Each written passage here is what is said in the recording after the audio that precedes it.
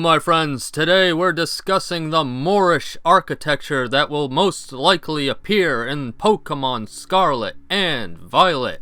Although the new games are clearly set in the Iberian Peninsula, which encompasses the European countries of Spain and Portugal, about 1,000 years ago much of this area of Europe was controlled by peoples referred to as the Moors. The name Moors is an exonym created by Christian Europeans which does not actually describe a specific ethnicity or race. According to the National Geographic, the term was originally used to describe Berbers and other peoples from the ancient Roman province of Mauritania, not to be confused with the modern country of Mauritania. And here's a little interesting tidbit. Since my mom is Portuguese, she told me how Portuguese speakers pronounce Moors, and the way she says it is Maruj, which sounds a lot more like Mauritania, doesn't it? So anyway, the label of Moors eventually was used to refer to peoples of all sorts of backgrounds, with seemingly the only connecting factor being their Muslim faith. As for the Moors who conquered Spain and Portugal, they were a combination of Berbers from Africa, Arabs of Middle Eastern descent, and various black African ethnic groups. Also, I want to point out that although I'm using the term Berber for the convenience of the conveyance of my message, I want to let you all know that Berber is also an exonym. In fact, it's one of the most ancient of exonyms in existence, which is why it's so commonly used. But, unfortunately, it literally stems from the word barbarian. What the Berbers prefer to be called is the name Amazigh, and it's worth noting that the Amazigh are actually composed of many different but related native African groups, including the Riffians, the Kabylai, the Siwi, the Tuareg, and more. Now, having said all that, what's the Moorish architecture that you can expect to see in this Pokemon game? Well, if you look closely at the portion of the game world map that has been shown off so far, you can clearly see markers on certain locations of their Pokemon version of the Iberian Peninsula. And this one right here lines up almost perfectly with the real-world location of Cordoba, aka Cordova. The city of Cordoba is one of the brightest gems of Moorish achievement in Spain. Despite its antiquity, it had paved streets with fire-lit street lamps. The city even had sewers. It had homes with toilets and running water, as well as bathing facilities, both private and public. And both boys and girls could attend the city's many schools and colleges. Additionally, there was of course many mosques, the most important of which being the Mezquita, or Grand Mosque of Cordoba. The Great Mosque had over 1,000 columns composed of jasper, porphyry, and marble that held aloft scarlet arches. You heard me right, I said the word scarlet. These scarlet patterned arches are among the most striking visual aspects of the mosque. But before we move on to detail the rest of the mosque, I need to interrupt my original recording to clarify some things. So first of all, I want you to know that I wasn't just grabbing the word scarlet out of thin air. In one of my primary sources, it states of the mosque that it has a golden and scarlet roof. In my initial recording, I was interpreting this to be a description of the arches because the arches are part of the roof. But I want to acknowledge that it's possible that the author is referring to some other part of the roof. Either way, clearly there's the color scarlet all up in this mosque. I know to some viewers this seems unnecessarily nitpicky, but the thing is, I'm pretty sure there's someone watching this right now who's going to nitpick the shit out of my words. As for the description of gold, as you can see here, there's clearly gold elements to this part of the ceiling, and you'll see some more gold as we go on. Anyway, the second thing I wanted to talk about is the titles of the games, Scarlet and Violet. Now frankly, even though it's cool that the Cordoba Mosque has red colors in it that one could consider scarlet, my guess is this is probably just a fun coincidence. And I'm saying that because the Cordoba Mosque example does not show a juxtaposition to Violet. After doing some more digging, I found that there's this old Spanish flag that actually has both red and purple in it, or in other words, Scarlet and Violet. So yeah, that's more likely the thing that inspired the title. Alright, now that I've wrapped up all those loose ends, let's get back to talking about the cool Moorish architecture that we can find in the Iberian Peninsula.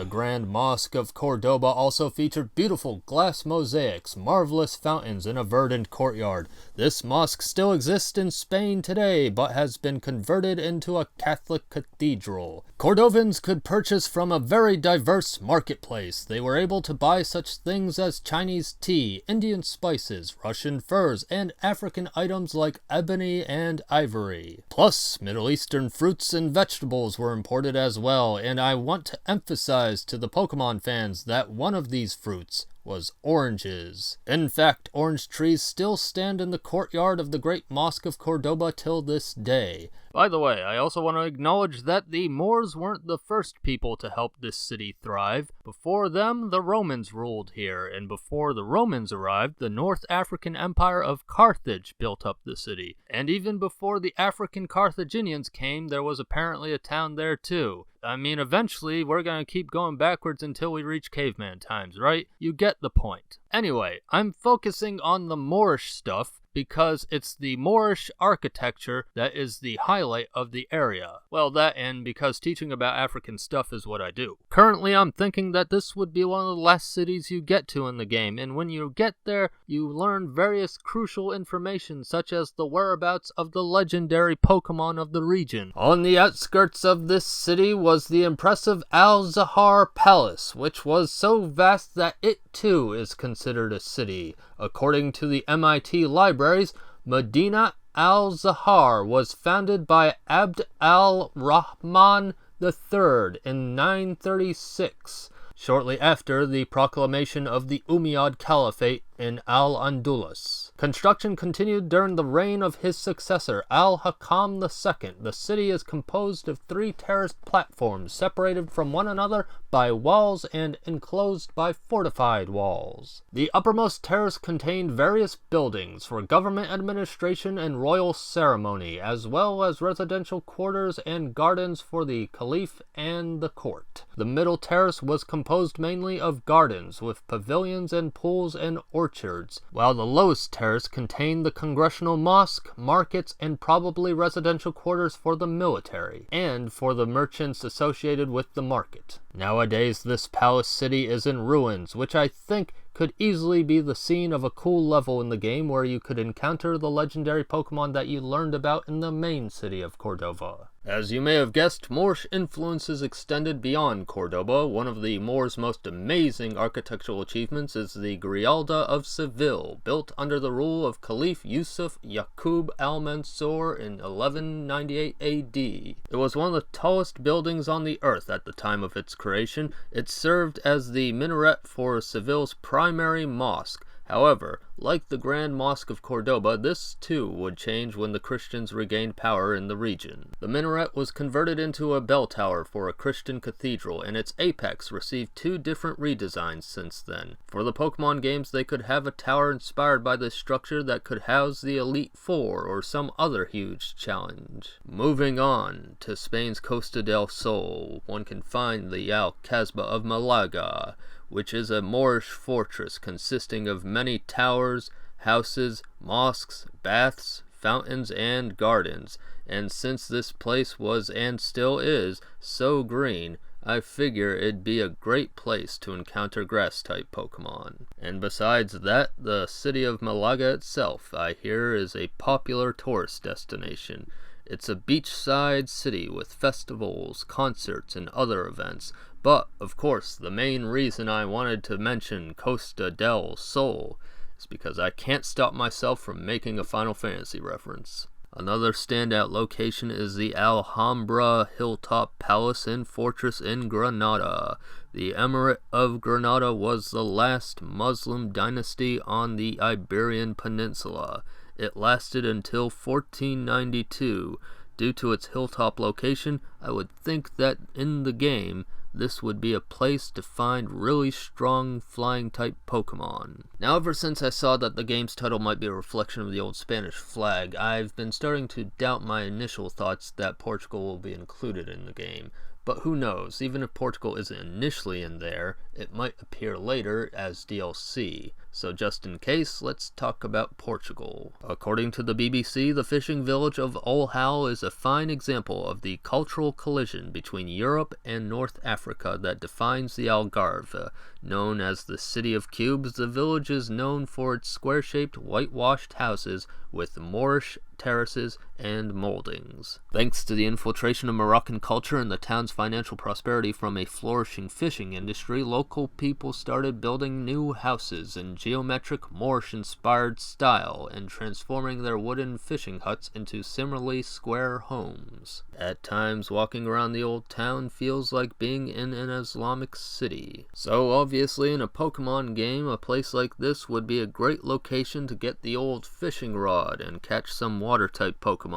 Of course, like Spain, Portugal also has castles, and in fact they have one that they literally call the Castle of the Moors. Now, chances are, back in the day when the Moors were in control of the area, this castle probably went by a different name, but as far as I can see, it seems like the original name has been forgotten, because every website I checked called it the Castle of the Moors. Or alternatively, they would use the Portuguese name Castelo dos Mouros, which again just means Castle of the Moors. And yes, just like our previous castle, this one is also on a hill, because hills are a good place for defense and surveillance. This fortress was built by the Moors in the 9th century and was conquered in 1154 by the Christian king Afonso Henriques, who, by the way, was the first king of Portugal, and he established the new kingdom after 46 years of war with the Moors. Given that history, I expect that in the Pokemon game an intense battle should happen in this level,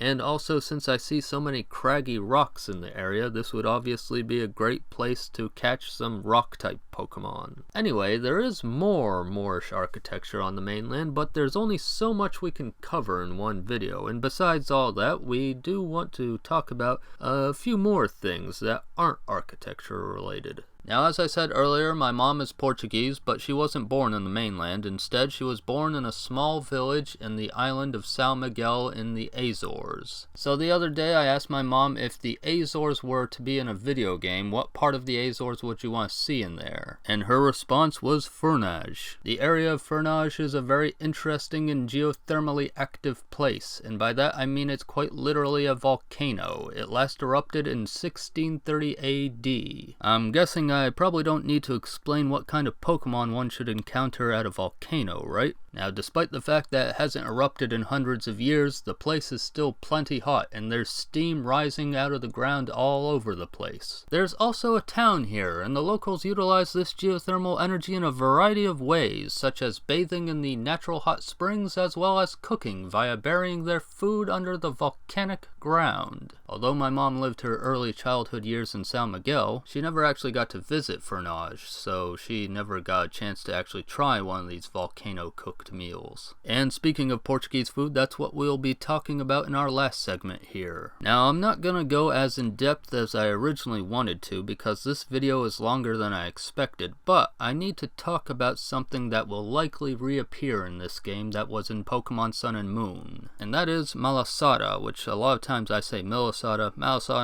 whatever the f***. Anyway, point is, a lot of Pokemon fans probably think this comes originally from Hawaii, but in fact, it has origins in Portugal. Now, the Portuguese culture has produced plenty of great foods that I enjoy, but Malasada is shit. Sorry to dash your hopes and dreams, Pokemon fans, but Malasada is absolute trash. Imagine, if you will, something kinda like a pancake, but it's been fried to death so that nothing but a greasy husk is left, and that husk is then entombed in sugar. That's the motherfucking Malasada I grew up with. Now, to be fair, one time I recall eating a completely different style of Malasada that was more like a lightly fried ball of dough with some powdered sugar on it. And that one tasted okay, but just okay. And from what I can tell, the Hawaiian version of Malasada does seem to be this better ball version, and it has some kind of filling in it too. If I had grown up with this kind of Malasada, I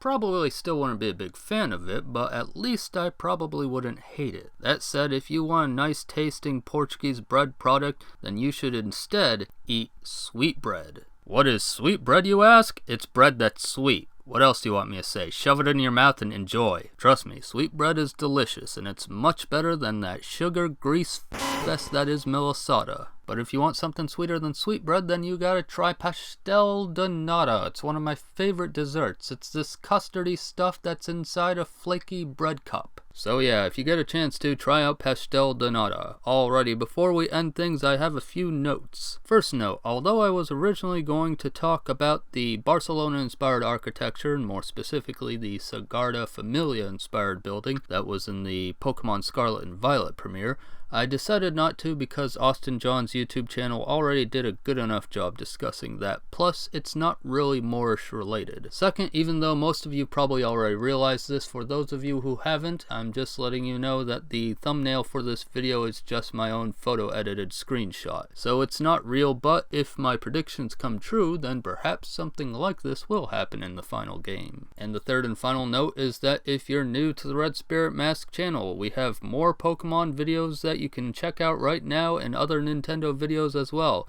And of course there's plenty of educational videos on the channel. So I hope you stick around and subscribe. Thanks for watching.